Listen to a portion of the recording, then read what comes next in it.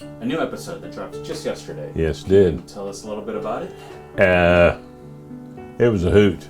It was fun. It's very seldom that you have the opportunity to have a conversation with somebody that's 100 years old. And when you do it, because of their advanced age, a lot of times you have to work very hard to elicit any response from them. But yesterday I had a guy on the show that'll be 101 in October, and it was he's awesome. Just can talk about anything.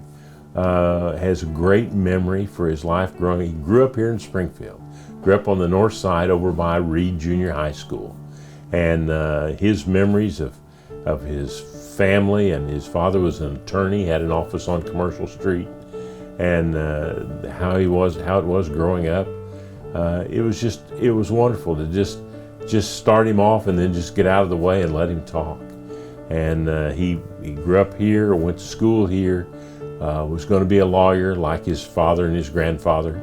And then the war came. He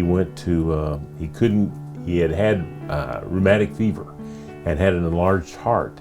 And he wanted to be in the Marines, couldn't get in the Marines because of his large heart. And for some reason, some way, he heard that you could get into the Coast Guard. So he joined the Coast Guard, and they took him and trained him on small boats and how to handle cutters and different sizes of small boats. And ultimately got shipped off to England and was part of the rescue fleet that was the backup to D-Day. And his stories of that time are just extraordinary, just extraordinary. For 2.5 days, they tied a rope around his waist and just threw him in the water like they were fishing. And all he did for 2.5 days was scoop wounded people out of the water. And their rationale was he was the smallest guy on the boat. And so they wanted the bigger guys in the boat to lift the people out. So he would drag them back to the boat, and then they would lift them out. And then when the boat was full, they would take the cutter out 10 miles out offshore, outside of artillery range of the German artillery, to a hospital ship. And they would offload all their cutter onto the hospital ship, and then they would go back and start it again, and do that over and over and over again for 2.5 days. And then they were so short on fuel that they limped back to England to refuel and restock. It was just amazing stories. And then after the war, he came back, decided being a lawyer wasn't for him, and he started his own insurance company and worked in insurance then for over 40 years before he sold his company to another insurance broker. And but he was a great baseball player. He played in the Yankee farm system on what they called 3-day contracts, where they'd pay him for 3 days, and he would go play with a team that was shorthanded in the minor leagues. And he was just a wonder to talk to him. Jack Hamlin he's extraordinary, just absolutely extraordinary. Wow. 100 years, 101, Yeah. That's got to be like a dream for like a historian for yourself. And especially somebody with that vivid a memory of what it was like to be on Commercial Street in the 1930s, or what it was like going to grade school at Bowerman up north of Commercial Street. And it was amazing, just amazing, and just wonderful to talk to him.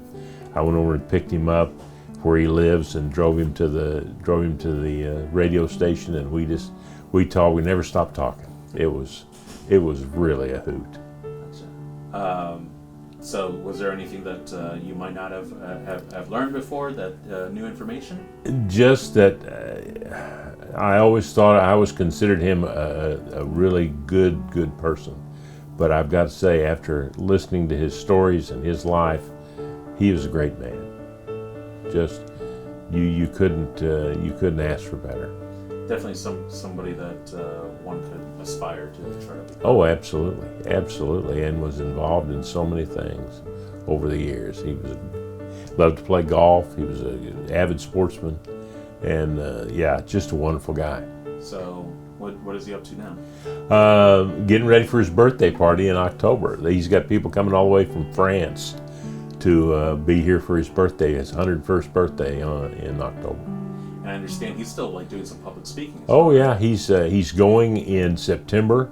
The very first soldier documented, the first soldier to step on French soil on D-Day is going to be honored at his VFW hall in I think it's Tulsa, and Jack is going down and going to speak. They're going to do a shared speech. He and this the first guy on the beach for his 100th birthday, and so that'll be fun. He's an amazing guy. Gotcha. So what's in store next week then? Next week I've got Lynn Sanders.